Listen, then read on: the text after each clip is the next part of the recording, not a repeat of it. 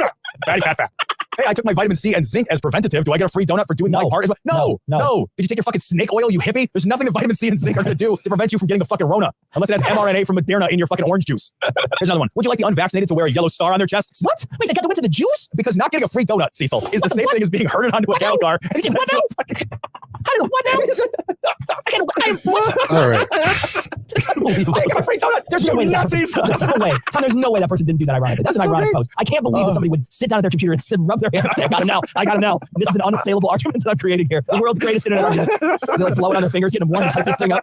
Get the fuck out of here. And I love this one too. We are getting close to the end times where there will be no buying or selling unless you have the mark of the beast. Oh, God. You're not buying it. It's free. It's just a prizey that somebody's giving you to be nice. I want to say, I love this idea. I love the idea of rewarding people for getting this vaccination. And I know there's going to be people that I know that won't get this vaccine. And no amount of arguing is going to change their mind. They're just not going to do it, right? Yeah. And I think you change their mind through travel. I think every airline out there needs to set up a thing that says after this point, you can't come in here, you can't get on a plane unless you've been vaccinated. Unless you prove that your doctor, because there's going to be some people who just can't do this, right? There's going to be a couple of people out there, I'm sure, that can't do it. There's people that are immunocompromised that might not be able. I don't know how mRNA works with those people. It might not be the big deal. It might not be as big a deal as we think. I don't know either. In any case, let's just presume that those people exist. You would need a note from a real physician, a genuine physician. And the thing is I think that you make it so that these people who don't want to do it, great, just stay in your shitty little town forever. Don't travel, don't go anywhere. Because, make it so that, because they're not going to go anywhere anyway, right? So they're not going to go anywhere anyway. They're fucking, most of these people don't leave to go anywhere anyway. But the genuine thing is, make it so it's hard for these people to do things that might be fun for other people. And the reason why you do it is because everybody else shouldn't be paying for your herd immunity. Everybody else shouldn't be writing the check here so that you can be safe. Because chances, Tom and I are going out to get vaccinated. We're getting vaccinated. You got vaccinated with your spouse. I'm getting vaccinated with my spouse. Everybody in our circle is going to be getting vaccinated. But there's going to be groups of people out there that aren't going to do it because they won't need to because how thorough the rest of us are. Yeah. And they're going to be leaning on our shoulder the whole time. And they're going to be the ones that drag us back into a pandemic quickly because they didn't get vaccinated. And those variants are going to be able to bounce around inside of them and mutate and fuck everything up. Whereas we could change it all and fix it all, or at least have a much better rate in the future of fixing this if we all just decided, hey, let's all fix this together. Instead, you have people who are fighting against it. And I think there needs to be some incentives there to force these people to do it. And this is a great example. Man, I think there should be a lot of that. I think there should be a lot of carrots, and I think there should be a lot of sticks. I think private companies have a role to play here that is in their financial best interests, right? So health insurance companies and life insurance companies have a huge part to play in this. If you refuse to get the vaccination and you don't have a medical exemption, your life insurance should go way the fuck up. Way the fuck up. Because you're literally just more likely to die. If I ride a motorcycle, my life insurance goes up. If my BMI is over a certain amount, my life insurance shows up. Yeah. If I engage in things that are, the actuaries crunch the numbers. Crunch the fucking numbers here. COVID has become, I think, the third leading cause of death right now in America. So fucking your health insurance should go up. I don't want to get the vaccine. Do you qualify for the vaccine? Medically, do you qualify? Yeah, I don't want to get it. Cool. Well, your health insurance goes the fuck up.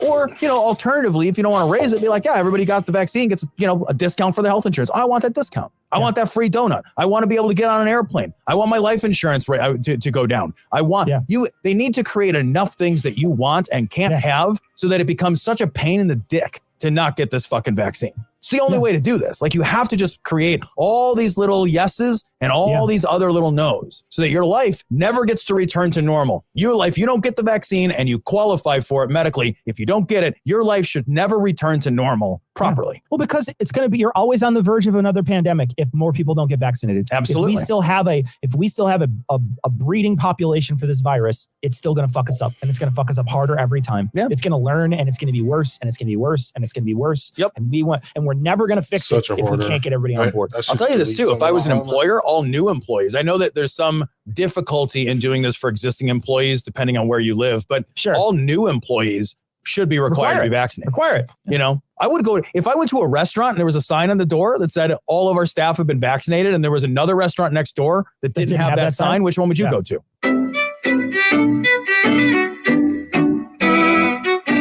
So we'd like to thank our patrons. Of course, we'd like to thank all our patrons, but we'd like to thank our newest patrons, the Wandering Menstrual. There we go. Jamie Magila, I don't know if I said that right. Sure, it's probably it's probably Irish and I pronounce it. And then Carrie, and then people who up their pledges, Kristen, Joanne, and Travis. Thank you so much for your generous donations. You guys truly make Glory Hole Studios work, and you pay Ian salary, and you buy us beer on occasion, and you will be buying us a whiskey in a couple weeks when we get together. So thank you. If you want to be part of that whiskey purchase, become a patron today. Go become a patron. Chip in $1 a show. We'll be spending your money to buy a nice bottle of whiskey when Tom and I get together. And so if you'd like to join in with the rest of the people who buy us whiskey, go become a patron today. So we got a little bit of email, Tom.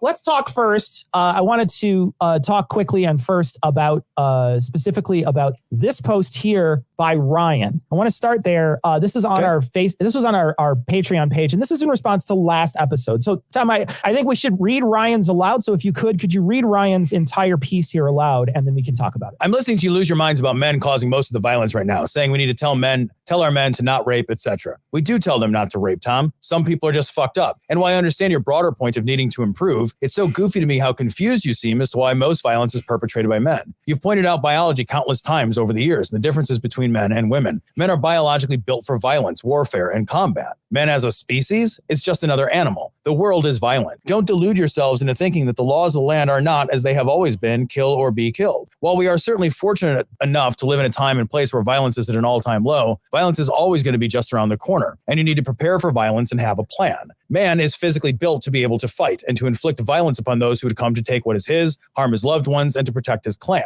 Violence is a reality of life. Pretending otherwise is dangerous. We are wired and built in order to inflict violence upon other human beings. And while most of us understand that we are now fortunate enough that having to become violent is more rare than throughout our history, it still happens. But men were the ones built for the hard work and violence, not women. Does that mean women can't do hard work or become violent? Of course not. And I would hope everyone reading this would understand that is not what I'm saying. I guess I'm just confused as to why a couple of guys with such a solid grip on reality seem to be so shocked at the fact that the stronger, more aggressively programmed sex out of two options is the one that is overwhelmingly more violent. Can the world improve? Always. Well, what is it that we aren't doing exactly that you feel will have some massive impact on billions of years of earthly biology? There's a lot to unpack in there. There is.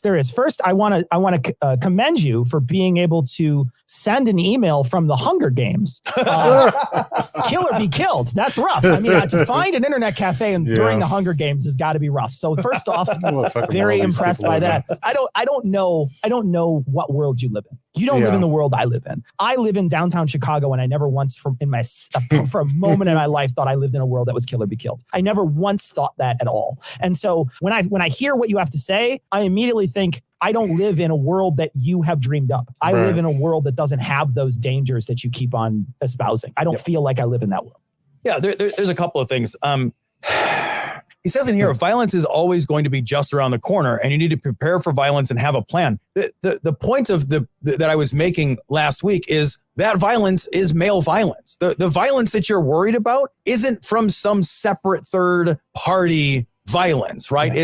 It's like you're worried about other dudes. That's what you're worried about. When you talk about like violence is a reality of life, people, you have to protect it. You have to protect your clan, protect your loved ones. You're protecting all of that against other dudes. Yeah. And maybe there is something to the idea that men are biologically more likely as a result of testosterone or whatever to engage in violence. Maybe that is true, but not pointing it out isn't helping, right? Yeah. Asking women to bear the brunt of our failures as half of this species, because at this point in society, that's a failure. To Cecil's point, the world isn't that fucking dangerous. If you live in Western society, the world isn't all that fucking day-to-day hard scrabble dangerous. It's just not, unless you're a woman, in which case it is. And it is because dudes create and perpetuate a tremendous amount of violence. I refuse to accept the idea that we can't do a better job, because the other reality is that most men don't commit any violence, right? Almost all the violence does come from men, but most violence happens from a small subsegment of the male population. Hold on. Are you saying not all men, Tom?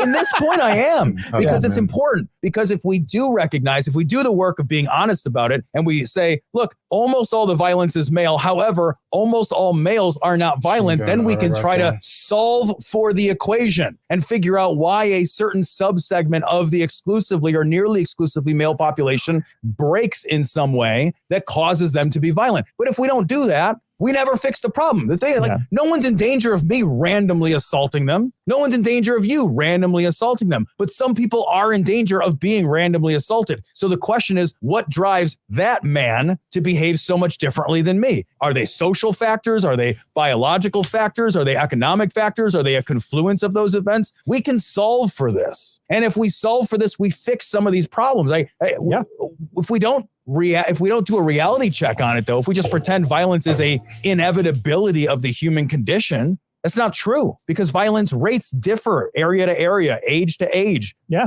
Like the 90s were more, the 80s and 90s were more violent than the world is now. Why? Well, if we figure that out, we can keep driving toward that answer. Yeah. And also biology too. I know you make a big, strong point here for biology. You keep saying biology is the factor. And why are you guys afraid? Why are you guys so surprised that biology is dictating this? Look, dogs can be vicious, right? And a wild dog could be very vicious, but we train dogs not to do that. Right. Even dogs that are vicious can be trained to stop being vicious. We can stop them from attacking random people through training, through teaching them. And that's what we talked about last podcast. We got a couple of messages from people who essentially said, well, okay, so what? Well, so what? Teach people better. Teach people not to be violent when they're young. Teach them that, we have these gender roles that we're brought into as children that make girls go do something else. I don't even know what the girls do, but I know I played cops and robbers. I know I shot my friends. I know I did violent things. I know I recreated pretend violence all the time as a child because that's what I was enculturated into. I constantly thought about violence and I was taught more violence throughout my whole life.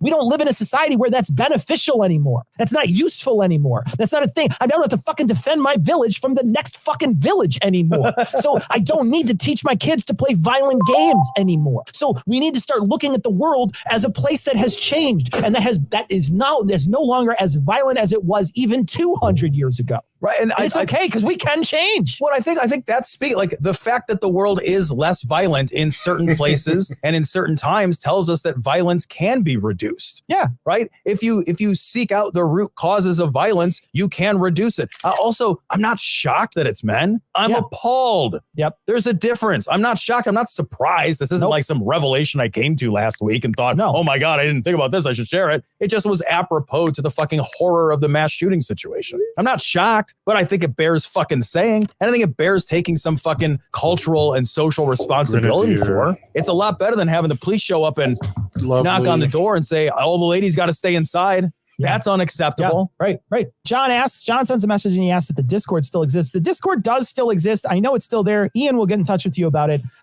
It's mostly we used to do things on Discord before we had a live streaming sort of thing going on where we would actually stream our recording. We would just do a story to people on Discord, but we don't have to do that anymore because we have a live stream now on YouTube. Right. So we don't have to we don't have to use Discord for that anymore. But we may find different uses for it in the future. I know in the future I wanted to do a little more gaming, and so there may be a possibility that we could do some gaming things with the gaming groups of people on our thing and use the Discord for that. But you could certainly, I know that there are people who use that Discord and communicate with each other, and Ian can set you up with it. We got him a couple of messages. One of them was about trafficking. And Tom, last week we had talked about the places, these Asian massage parlors, how they are often brothels, places where, and they also do have, there's a story that both of us read about how those places are, in fact, some of them are associated with human trafficking. And some people had disputed that and said, that they're not all that. And we want to make sure that we mention that of course, they are not all 100% brothels. They're also the places that are brothels are not 100% human trafficked places, but a non-zero number here is a horror. Right. Yeah. So I know I said on the last episode, it was often, and I think I repeated the word often many times. There's a 2019 New York Times article from March 2nd titled "Behind Illicit Massage Parlors Lie a Vast Crime Network and Modern Indentured Servitude," that really informed a lot of my opinions on this topic. I would encourage you guys to take a read of it. It's very enlightening and upsetting. But yeah, to your point, Cecil, and to the point that was made, not all Asian massage parlors offer sexual services. So it's just, you don't know. It's a serious problem. There is a there is an element of human trafficking that is tied to this particular business model. Absolutely.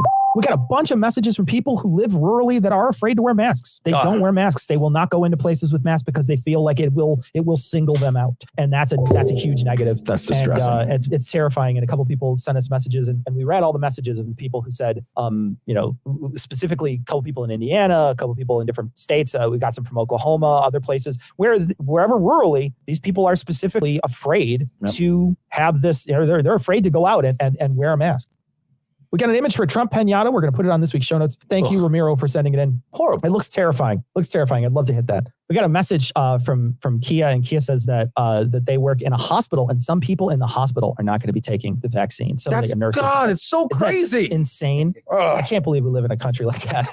Tom, last thing we're going to talk about, someone had sent a message in to say they posted a message on our comment, and they said, it's great that you spent 5 minutes discussing how men are the problem of violence, but you didn't address solutions.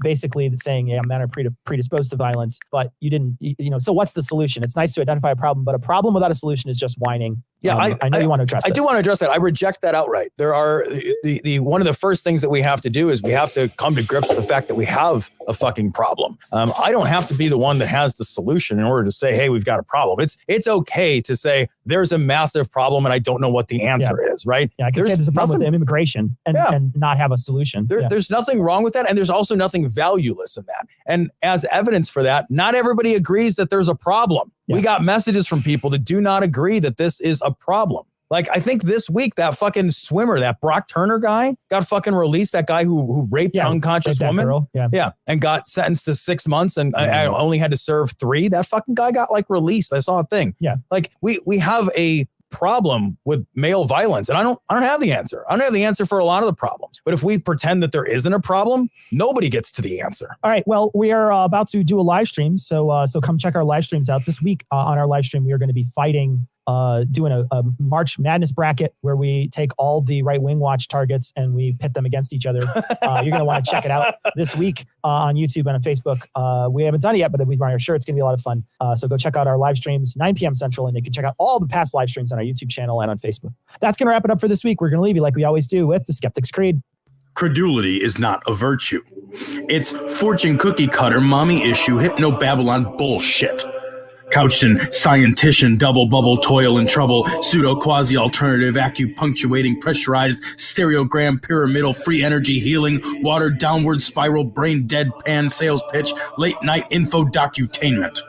Leo, Pisces, cancer cures, detox, reflex, foot massage, death and towers, tarot cards, psychic healing, crystal balls, Bigfoot, Yeti, aliens, churches, mosques and synagogues, temples, dragons, giant worms, Atlantis, dolphins, truthers, birthers, witches, wizards, vaccine nuts, shaman healers, evangelists, conspiracy, doublespeak, stigmata, nonsense. Expose your sides. Thrust your hands, bloody, evidential, conclusive. Doubt even this.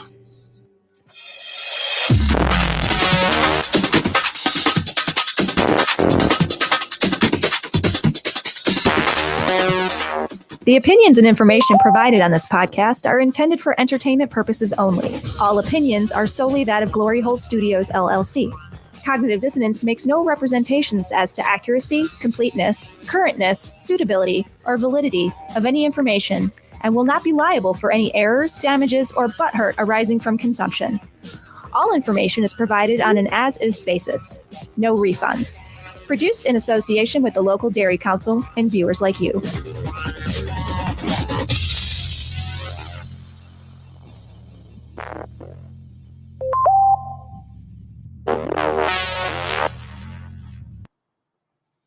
Support for NPR and the following message come from American Jewish World Service, supporting human rights advocates worldwide as they respond to COVID-19 and defend democracies. Learn more at ajws.org. Live from NPR News, I'm Jack Speer. The chief of the Minneapolis Police Department took the stand today in the trial of the former police officer accused in the death of George Floyd. Chief Madeira Ariando saying today, despite defense claims Floyd died from a combination of heart condition, drug use, and adrenaline, he felt police use of force in the case was excessive. When I look at the facial expression of Mr. Floyd, that does not appear in any way, shape, or form that is light to moderate pressure. Video showing former police officer Derek Chauvin kneeling on Floyd's neck for more than 9 minutes as the black man pleaded for his life, sparked international outrage. Chauvin faces murder charges in the case. Prosecutors have contended the force used by the officer was excessive. Democrats say they're now able to use Senate budget rules to avoid a filibuster on more than one piece of legislation in each budget year. PR's Kelsey Snell reports Democrats hope to use that new information to advance more of President Biden's agenda without GOP support. A new ruling from the nonpartisan Senate parliamentarian gives Democrats a new potential way to pass legislation. Democrats control 50 seats in the Senate, and Vice President Kamala Harris is allowed to break a tie, giving them enough votes for a simple majority. Democrats use the same process known as budget reconciliation to pass Biden's $1.9 trillion coronavirus relief package in March. Reconciliation had been known as a tool that could only be used once per fiscal year, but the new ruling appears to mean that the majority party in the Senate can revise a budget and use reconciliation multiple times. So far, Democrats have been vague about how they plan to use this new tool.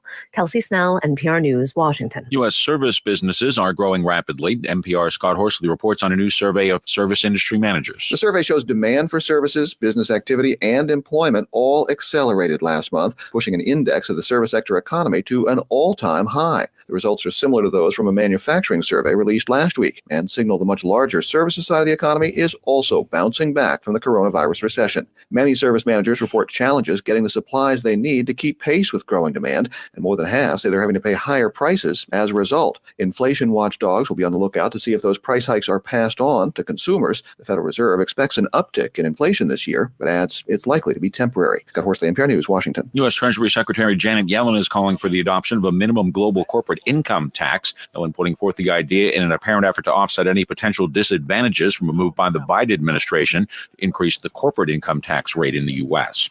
Stocks closed higher today. The Dow gained 373 points. The Nasdaq was up 225 points today. This is NPR.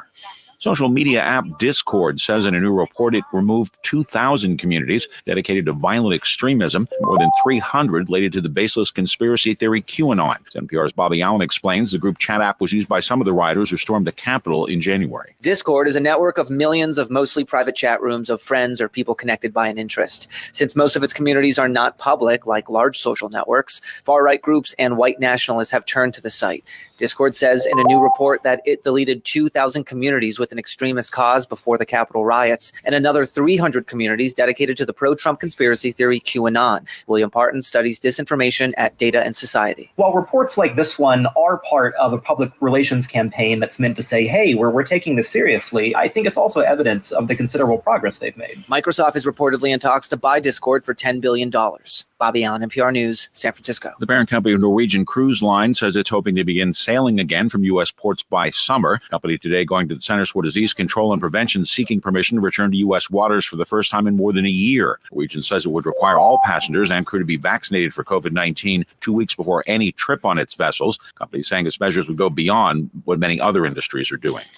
Oil prices fell today amid concerns about a slowed reopening in Europe. West Texas Intermediate crude down $2.80 a barrel to settle at $58.65 a barrel in New York. I'm Jack Speer, NPR News.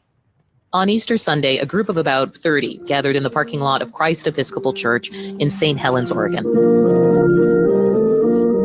The congregation had communion together for the first time in more than a year, worshiping alongside chirping birds and passing traffic. Thy kingdom come, thy will be done, on earth as it is in heaven. In our church, communion is a really big thing. Jamie Sanders is the priest at Christ Episcopal Church. From the front steps of the chapel, she handed out the bread and wine in small plastic cups. Typically, they would all drink from the same cup, which Sanders says she misses. Everyone is around in one circle, sharing what we believe to be sacramentally and spiritually Christ. And you don't get that on a Zoom call. There are a lot of elderly people in the congregation. Many are vaccinated or planning to be soon. But until now, they've been playing it extra safe, meeting only on Zoom. And Sanders says she still agonizes over that decision. It doesn't substitute for a hug for someone who is widowed and lives alone. And there's another thing that has made Zoom church uncomfortable for Sanders. I have a speech impediment, and I'm self-conscious about hearing myself on video or recorded things. Knowing that the sermon is being streamed can take her out of the moment. It makes it harder for her to feel prayerful as she preaches. All of which makes meeting in person for communion For the first time in more than a year, especially meaningful, even if it's in a parking lot. Hallelujah. Hallelujah. Thanks be to God. Hallelujah. Hallelujah. Consider this, the pandemic has changed the way Americans worship. It's also changed the conversation around the freedom to worship. From NPR, I'm Audie Cornish. It's Monday, April 5th. Support for this podcast and the following message come from TracFone Wireless, giving you control over your wireless plan. There's no contract and unlimited talk and text smartphone plans start at just $20 a month, all on America's largest and most dependable networks. Learn more at TracFone.com. Support for this podcast and the following message come from Integrative Therapeutics. For over 35 years, focused on manufacturing supplements with premium ingredients. Committed to helping people navigate their health journey. Integrative Therapeutics, because confidence is healthy. On NPR's Pop Culture Happy Hour podcast, we talk about movies, music, and more. Like why The Great Pottery Throwdown is a comforting binge watch, and a look back at some of Chadwick Boseman's essential performances. All of that in around 20 minutes every weekday. Listen now to the Pop Culture Happy Hour podcast from NPR. It's Consider This from NPR.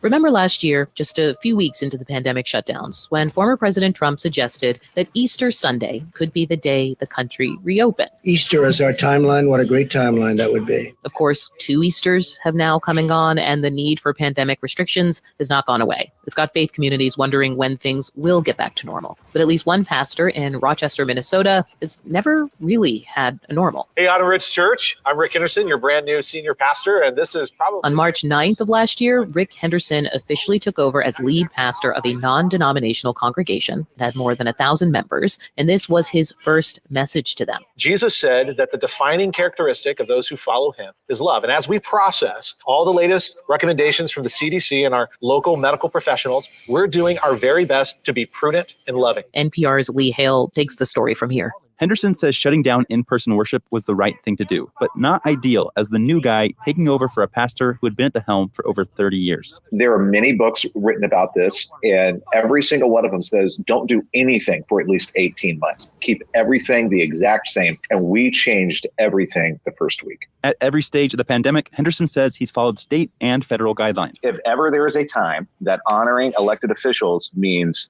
compromising our faith, we're going to go with our faith over honoring elected officials. We just haven't been put in that position yet. But one pastor who says he has been put in that position is Che Ahn of the Evangelical Harvest Rock Church in Pasadena, California. I believe that Jesus is the head of my church and our church and the Church Universal, not the civil government. Ahn says he initially complied with California state requirements and paused in-person services. But then he grew frustrated as he saw businesses like liquor stores operating. The church was not declared essential from the beginning. And I believe with all my heart, the church has been essential for 2,000 years. Of course, there are some sound public health reasons to avoid in-person worship. Sitting close together and singing are effective ways to transmit a respiratory virus. But Ahn believes it was his decision to make. So he opened his doors and he sued California, going all the way to the Supreme Court. We have to demand that the government is more precise in the way that it restricts these fundamental rights. Asma Uddin is a religious liberty lawyer and writer. While she doesn't condone ignoring government regulations, she is glad that the Supreme Court has forced some states to loosen and clarify guidelines. This precedent is something that's going to be applicable in the future to other states of emergencies where the government thinks it can just come in and take away our rights without being precise about it. Uddin says it's easy to group faith communities into two big categories, those who followed local laws and those who defied them. But the reality is more complicated. Take the Hebrew Institute of Riverdale in the Bronx, where Rabbi Stephen Exler has followed New York State guidelines, but was stumped by one detail last spring. You could gather outdoors for religious worship services in groups of no more than 10. 10 is the number of men required to read from the Torah scrolls or say certain prayers. You would think, okay, that's perfect for us. But what was terrible for us was then we would be forced to make a horrible choice, which was between being able to gather and do the quorum activities and then say women couldn't attend. They improvised. Men and women gathered separately, but within eyesight, and they used speakers to hear each other, although they couldn't use that setup on the Sabbath. Exler tried contacting New York officials to ask for some leniency. If we had had more of an ear, that's something I would certainly have advocated for and would advocate for. These days, members of the Hebrew Institute gather in small distance groups for weekly services. The same is true for Pastor Rick Henderson's church in Rochester, Minnesota, where he frequently reminds his congregation that they need to register in advance to attend. We praise you. Because of COVID restrictions and distancing, we have a smaller capacity than we could normally have. And so as he's watched some of his fellow Christians openly defy public health guidelines, Henderson says it's made him sad. Sometimes I even felt embarrassed by what I saw. One day we're going to look back and this is just going to be a story that we tell. What kind of story do you want to tell? Henderson wants his story to say that he protected the people in his care. NPR producer Lee Hale. Like so many congregations, the Mosque of Jesus, Son of Mary, that's in Syracuse, New York, has had to do things differently. But unlike many congregations, many of its members are refugees to the U.S., often coming from traumatic circumstances. They were feeling so much anxiety, and their response was they wanted to come even closer to the mosque. They wanted to be in that physical space because it was their way of dealing with their anxiety and understanding what was going on in the world. That's Asma Udine again, the religious liberty lawyer and writer. She says a member of that mosque happened to be an asbestos removal expert. And at the beginning of the pandemic, he proposed that the group could meet in person if they covered the inside of the building in plastic. That's how he treats homes when he's working on them. He has special mechanisms put in place to sort of, funnel air out and sort of refresh the air in the space. The plastic made it easier to do a deep cleaning every single day. But not everyone was impressed by his ingenuity. There was a number of people, even among Muslims, who were just this is the wrong way. What he should be doing is educating. This mosque should be educating the refugees, again, about the science of this instead of trying to sort of essentially capitulate to their spiritual needs. The critics argued that no matter what precautions were taken, the safest option was to not meet at all. So this comes back to the idea of whether or not worship should be essential, whether helping members of this mosque feel spiritually safe is worth some risk to their physical safety. I guess that case is part of the reason why Udine was happy with a Supreme Court ruling last November. The 5-4 majority said Governor Andrew Cuomo's restrictions on in-person worship were inflexible, and the court barred the state from enforcing strict attendance limits.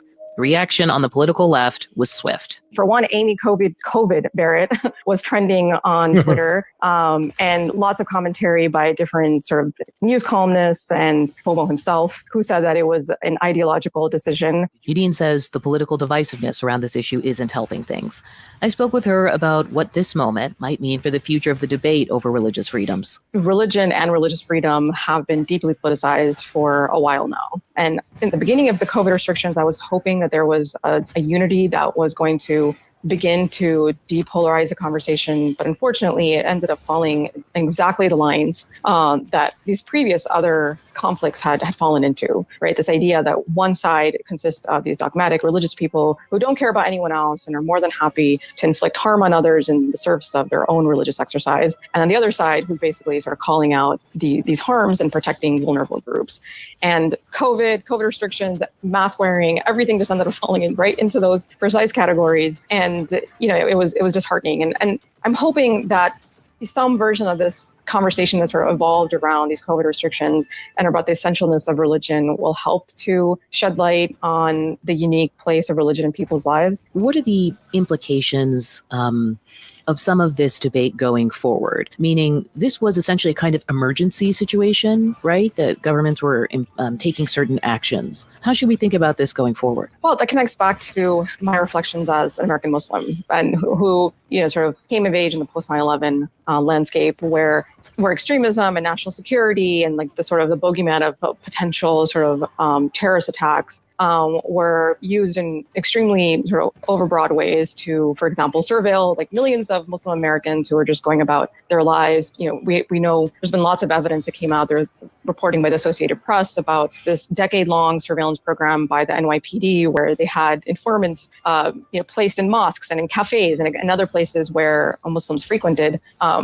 And it was all justified in the name of this compelling government interest of national security, which, again, I'm not diminishing the importance of that. But it goes back to this idea of when the government identifies a serious interest, a compelling government interest, that it says it can use then to restrict people's fundamental rights, including their fundamental right to religious freedom. How far is too far? What is it allowed to do? And what can we do as citizens to force a government to think more precisely in the restrictions that it thinks are justified? The evidence has to match the justification. Was some of this hurt by the actual rhetoric coming out of faith communities? I mean, absolutely. I mean, that's the difficult part here, right? Because it's easy to say, well, okay, you see this, this major Trump supporting Christian evangelical who is, taking on all the same talking points about how COVID isn't real and this is all about the liberals or assault on religion. Then you see another Christian who's also conservative and devout, but is, following all the protocols, fully understands like the severity of COVID and is just asking for a little bit more sort of precision in the government restrictions. But the people don't, in general, the public discourse doesn't really see the difference between these two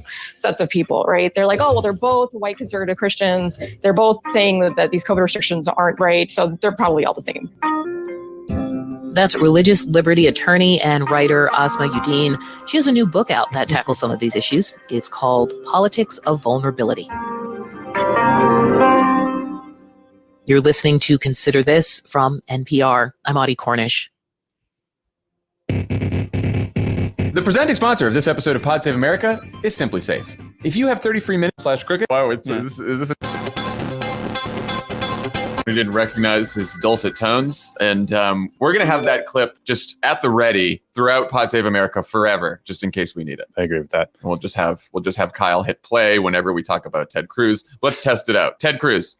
Ted Cruz, go fuck yourself. That's what I'm talking about. I think the response time could have been a little bit faster. Well, we're working on it. We're working on it. Latency issues with the Zoom. That's what it is. On today's pod, the battle over voting rights intensifies as Major League Baseball pulls the All-Star game out of Atlanta. The push to legalize marijuana gets a lift from Chuck Schumer. And Wisconsin Democratic Party Chair Ben Wickler talks to me about how we can flip the Senate seat currently held by America's dumbest senator, Ron Johnson. Then Tommy helps us break down the championship game of our March Madness tournament. Thank you for that. You're welcome. Love it. How was Love It or Leave It this week? Josh Gondelman, hilarious. Josh Sharp played the devil to talk about his video with Lil Nas X. Hilarious. Great conversation with Theo Henderson, who has a podcast called We the Unhoused. And we